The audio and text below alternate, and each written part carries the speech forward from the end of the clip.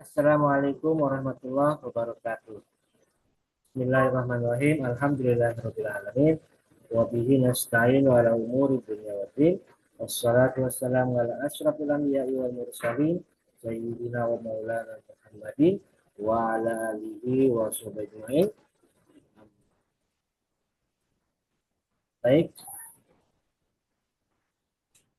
kita buka perkuliahan hari ini bersama-sama dengan masyarakat basmalah. Bismillahirrahmanirrahim. Baik, kita kembali ke part 2 video hari ini.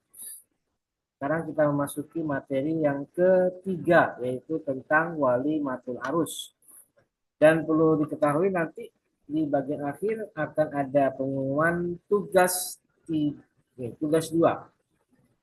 Tugas 1 sudah tadi di part 1, dan untuk tugas 2 ini ada sedikit panjang karena waktunya ini berdekatan dengan libur lebaran. Jadi saya manfaatkan untuk untuk sembari kalian pulang juga ada tugas yang harus dikerjakan. Oke, kita langsung ya. Sekarang kita langsung ke mana? Ke modul Walimatul Arus. Oke, kita lihat.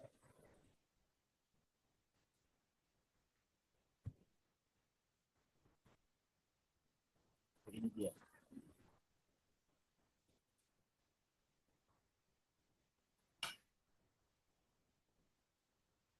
Nah, ini dia ya. Materi kedua, fikih munakar 2, Walimatul Arus. Oke.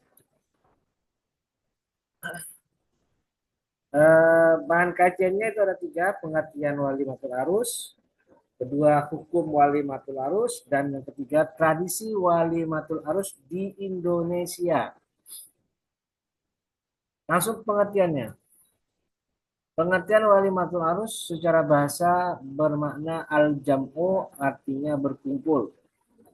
Ya karena di situ orang berkumpul, seluruh saudara, kerabat, bahkan tetangga-tetangga dekat itu berkumpul menjadi satu untuk merayakan ikatan pernikahan seorang laki-laki dan perempuan. Jadi makanya walimah itu diartikan berkumpul. Arus itu adalah pasangan pengantin. Jadi walimah arus adalah berkumpulnya kedua pengantin dan kemudian diselamati oleh saudara-saudara terdekat dan tetangga dari tolak. Gitu ya. Nah, ini juga istilah pengertian dari walimah. Walimah itu berasal dari kata al-walimu, artinya makanan pengantin. Jadi selain berkumpul, al-walimu, al-walim atau al-walimah itu juga diartikan sebagai makanan pengantin.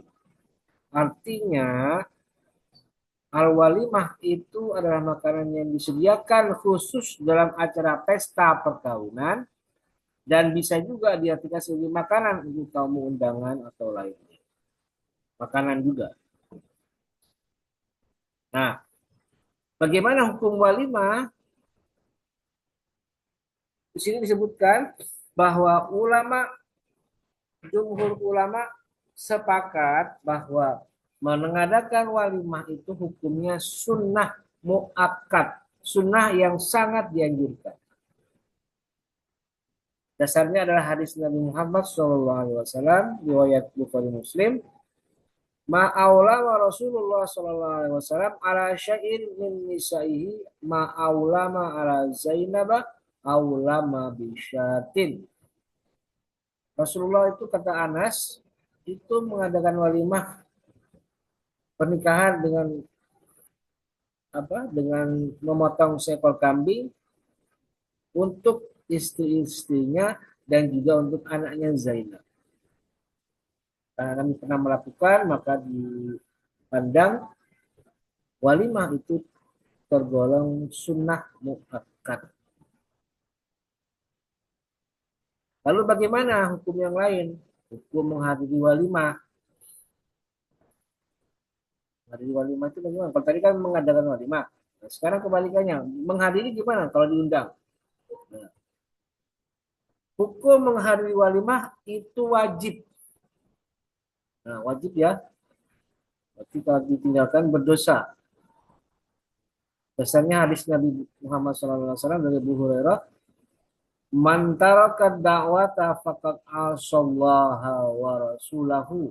Barang siapa yang meninggalkan undangan walimah, faqad asallaha wa rasulahu, maka dia sesungguhnya telah durhaka kepada Allah dan Rasulnya. Jadi wajib, hukumnya wajib diundang. Tapi itu ada pengecualiannya. Bagaimana pengecualiannya? Nah, ini dia. Kewajiban menghadiri undangan walimah itu apabila satu, tidak ada uzur syar'i. Misalnya karena bersamaan juga ada saudaranya yang meninggal atau orang tuanya meninggal atau ada yang sakit, ada yang masuk rumah sakit dan lain sebagainya.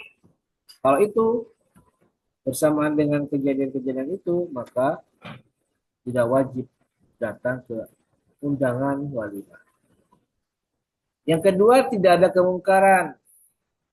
Maksudnya apa ini? Ya, misalnya di desa tertentu adatnya orang desa itu kalau ada acara walimah atau akad nikah biasanya disertai dengan walimah yang harus mengundang eh, orang yang bernyanyi dan sampai melakukan kemaksiatan, misalnya minum-minuman, terus joget-jogetan dan lain sebagainya. Nah, kalau seperti itu kan mungkar namanya. Jika ada kemungkaran yang diduga akan terjadi di dalam acara walimah ini, maka yang diundang itu boleh untuk tidak menghadiri karena alasan untuk menghindari kemungkaran atau kemaksiatan. Ya, jadi ya bisa diseleksi. Kalau kalian diundang teman kalian yang mau nikah, ternyata di situ ada kemaksiatan apa ya, dicek sendiri. Misalnya pakai organ tunggal dan ada nyanyian yang tidak tidak apa tidak layak, bahkan mengumbar nafsu dan syahwat, mengumbar aurat dan lain sebagainya, ya sudah berarti wajib ditinggalkan. Justru itu yang lebih bermanfaat dibagikan tetap hadir di acara yang walimahnya seperti itu. Nggak tahu kalau di Banten itu rata-rata adatnya gimana. Kalau di daerah Cipocok tuh kalau saya pernah diundang ya biasa. Tidak pakai acara organ tunggal, tidak pakai acara ada artis yang diundang dan lain sebagainya. Jadi wajar. Jadi ya itu wajib kalau diundang ya. Nah saya dulu pernah diundang tuh sama alumni HKI. Tapi undangnya jauh. Pak, mohon kehadirannya Pak untuk acara pernikahan saya tanggal sekian, bulan sekian. Di tempatnya di daerah Sumur. Sumur Pandeglang. Jauh sekali. Sementara karena saya di Serang, nggak ada transportasi saya. Kalau dulu ada mobil, ada motor. Sekarang saya tidak punya. Saya sudah bawa pulang ke Jawa. Nah, terus gimana itu? Ya akhirnya saya minta maaf sama yang undang saya. Punten ya, maaf ya. Saya ini nggak ada kendaraan dan jauh lagi. Jadi saya mohon maaf tidak bisa hadir dan hanya bisa mendoakan semoga berlangsung dengan lancar, akadnya sah dan undangan apa acara walimahnya lancar. Itu aja ya, saya mohon maaf ya. Tidak apa-apa. Pasti mereka atau yang mengundang memaklumi. Mungkin karena faktor geografis yang terlalu jauh, jadi banyak yang tidak jadi. Dan yang ketiga, yang diundang itu dari semua kalangan, tidak eksklusif. Kalau eksklusif justru akan menimbulkan kecurigaan atau mungkin wah ini kok mengandalkan status sosial ini ya sudahlah kita tidak hadir gitu. Ujungnya orangnya eksklusif ya sudah kita tidak wajib hadir walaupun hukumnya wajib menghadiri undangan. Itu ya. Nah, yang berikutnya adalah hikmah walimah. Hikmah walimah. Apa saja hikmahnya? Yang pertama merupakan rasa syukur kepada Allah Subhanahu wa taala atas bersatunya dua dua pasangan bersatunya dua insan dalam satu mandiri rumah tangga. Juga rasa syukur atas terwujudnya acara walimah ini, dan itu dibuktikan dan itu dilakukan dalam bentuk ya mengundang acara walimah, mengadakan walimah. Karena di situ orang bisa makan, bisa berkomunikasi, bisa bersenda gurau, berkumpul bersama keluarga dan sebagainya. Itulah wujud rasa syukur kepada Allah Subhanahu wa taala. Yang kedua, tanda penyerahan anak gadis kepada suami dari kedua orang tuanya. Jadi ya, ini simbolik, makna simbolik bahwa acara walimah itu sebagai tanda nih, Bapak, aku sebagai Bapak akan kuserahkan anak kepadamu sebagai tanggung jawabmu dunia dan akhirat. Itu simbol, makna simbolik dari acara walimah. Yang ketiga adalah sebagai tanda resmi adanya akad nikah. Ya udah sah ini ya. Dan orang-orang tahu nih, sekarang ini pasangan baru nih, pasangan suami istri. Jadi harus tahu dan tidak ada fitnah lagi. Walaupun mereka berduaan yang memang sudah pantas suami istri. Dan yang keempat sebagai tanda memulai hidup baru bagi suami istri. Jadi ya ini awal mula kehidupan rumah tangga dari seorang pasangan, dari pasangan suami istri ini yang mulai menjalani kehidupan baru. Dan yang kelima sebagai realisasi arti sosiologi dari akad nikah. Apa arti sosiologinya? Adalah interaksi antar orang, antar individu dalam akad nikah. Jadi ada akad itu kan ada wali, ada calon suami. Berinteraksi makna sosiologisnya. Begitu juga nanti pada saat walimah ada interaksi antara para undangan satu dengan undangan yang lain, antara kerabat satu dan kerabat yang lain. Semua berinteraksi dan itu menunjukkan bahwa disinilah titik pertemuan yang menjadi tali silaturahim di antara banyak orang yang berkepentingan. Yang tadinya tidak tahu, sekarang kita ketemu lagi di sini nih. Oh, udah menjalin relasi bisnis. Seperti itu ya. Arti sosiologis dari akad nikah. Dan yang keenam, sebagai pengumuman bagi masyarakat bahwa di antara mempelai telah resmi menjadi suami istri. Jadi sebagai iklan, sebagai pemberitahuan, sebagai woro-woro. Pemberitahuan nih sudah sah nih. Mereka menjadi pasangan suami istri. Nah itulah hikmah dari pernikahan. Dari apa? Dari walimah. Nah yang terakhir adalah tradisi walimatul arus di Indonesia. Nah untuk hal ini akan saya jadikan tugas dua ya. Perhatikan, tugas dua. Bagaimana tugas duanya? Oke, perhatikan ya. Saya akan buka GCR-nya.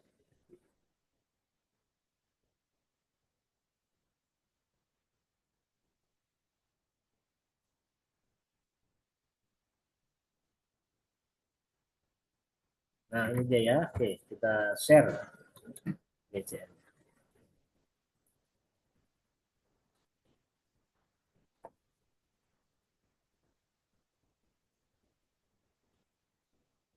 Nah, ini dia tugas dua mini riset. Jadi, mini riset ini adalah sebuah tugas yang di mana mahasiswa diminta untuk mengadakan riset atau penelitian, namun dengan skala yang lebih kecil atau mini riset, di mana ini memang agak mirip-mirip dengan riset atau penelitian field riset yang nanti akan kalian hadapi di semester 7 atau 8 ya. Tapi karena skalanya kecil jadi tidak tidak apa, tidak membutuhkan effort yang berlebihan. Itu pun juga ini ya ada narasumbernya tapi yang mudah terjangkau. Contohnya gini. Jadi di sini nanti ada pertanyaan masalah. Bagaimana tradisi walimatul arus di kampung kalian? Nah, Anda meneliti walimatul arus di kampung kalian.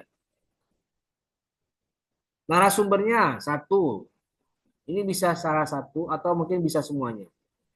Satu orang tua, saudara atau kerabat. Nanti kalian tanya ke orang tua atau ke saudara atau ke kerabat Pak D atau Mamang atau si Wa dan lain sebagainya.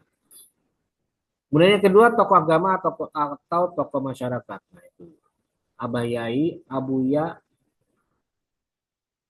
Ajengan, Kiai dan lain sebagainya.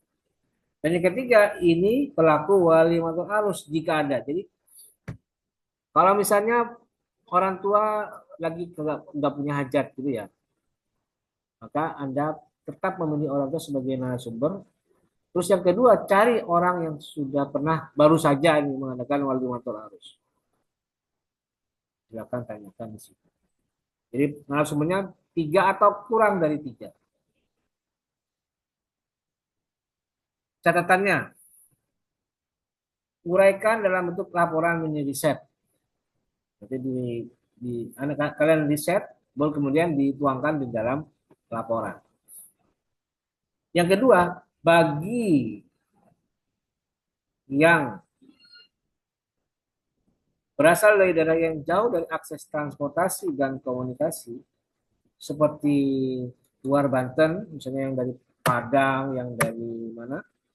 Dari Lampung, atau mungkin dari Jawa Tengah, dari Wonogiri, dari Jawa Timur, dari Jember, kan jauh tuh. Agak susah kalau pulang, agak memakan waktu karena biayanya lagi terbatas misalnya. Sudah, tidak harus pulang, maka wilayah miniset dapat diganti dengan lokasi terdekat dan mudah dijangkau. Seperti daerah asrama, kos-kosannya, pondok pesantrennya, kobongnya, dan lain sebagainya. Itu bisa sebagai pengganti dari ketidakmampuan hadir di kampung masing-masing. Tapi biasanya ya kalau sekarang kan musim lebaran, biasanya kalau pulang mudik lebaran kan pasti tuh walaupun jauh-jauh tuh. Jadi ya kayaknya besok atau nanti ketika tugasnya disampaikan, dijalankan ya kayaknya tidak ada masalah, tidak ada masalah. Dan kayaknya yang pulang yang rumahnya Padang, rumahnya Jambi, rumahnya Palembang, rumahnya Lampung, rumahnya Jawa Tengah, Jawa Timur, itu pada pulang semua. Jadi bisa dimanfaatkan untuk sembari melakukan mini riset. Ya. Yang ketiga, wajib menyantumkan nama lokasi di mana mini riset dilakukan. Jadi jangan sampai bolong itu aja kosong, harus ada penjelasan. Ini mini riset dilakukan di tempat tinggal saya atau tempat tinggal penulis yang berada di desa Kaduhejo, Kecamatan Pandeglang, gitu ya. Atau di desa di desa Semanu, Kabupaten Gunung Kidul, Yogyakarta. Atau di daerah Bangsal Sari, desa Bangsal Sari, Kecamatan Jember, Jawa Timur. Jember ya, yang jauh itu. Atau di desa mana di Sumatera Barat misalnya. Disebutkan, jangan hanya ceritanya saja, tapi harus disebutkan wilayah. Dan tolong ya, tolong usahakan jangan sampai copy paste, jangan sampai plagiat, karena saya bisa menebak ini plagiat atau tidak. Saya bisa menebak. Jadi kalau ada yang menebak, nilainya saya kurangi banyak. Itu yang penting ya. Nah, ini perhatikan petunjuk pengerjaannya. Satu, dikerjakan secara individual. Ini tugas individu, bukan tugas kelompok. Dua, laporan diketik di MS Word dengan ukuran kertas A4 dan spasi 1,5. Marginnya terserah. Yang ketiga, sistematika penulisan. Nah, A. Pendahuluan. B. Pandangan narasumber tentang tradisi walimah tempat. C. Penutup atau kesimpulan. Jadi, pendahuluan, jelaskan apa itu walimah, apa itu walimah. Kemudian yang kedua, mulai situ Anda merangkum hasil wawancara dengan narasumber yang ada. Sehingga dilihat kesimpulannya mereka berpandangan begini. Lalu yang ketiga penutup kesimpulan. Yang keempat, batas akhir pengumpulan tugas adalah hari Senin untuk yang HKIA tanggal 30 Maret 2026 pukul 7 pagi. Ya, jadi masih 2 minggu, 3 mingguan ini. Dari hari ini ya, dari hari ini tanggal 2 ya. Atau yang kelas B itu hari Kamis tanggal 2 April 2026. Karena kan kelas AB beda beda kelas ya, beda jam beda jadwal ya. Jadi kalau ini saya ambil dari kelas HKIA. Hari Senin tanggal 30 Maret. Yang HKIB hari Kamis tanggal 2 Maret, April, sorry, 2 April 2026 jam 7 pagi. Ingat, ini saya centang ini. Kalau sudah selesai jam 7 pagi hari Senin tanggal 30, langsung ditutup secara otomatis. Jadi kalau tidak ditumbuhkan tepat waktu, maka akan mengurangi banyak nilai tugas 2 ini. Ya, diingat ya. Oke, jelas ya untuk tugas 2 dan tema hari ini cukup. Tema kita tentang walimatul arus.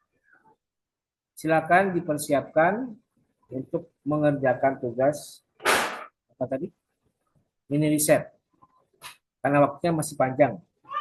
Artinya waktunya masih panjang itu juga karena dibersamakan dengan kegiatan mudik kalian ya. Bagi yang mudik.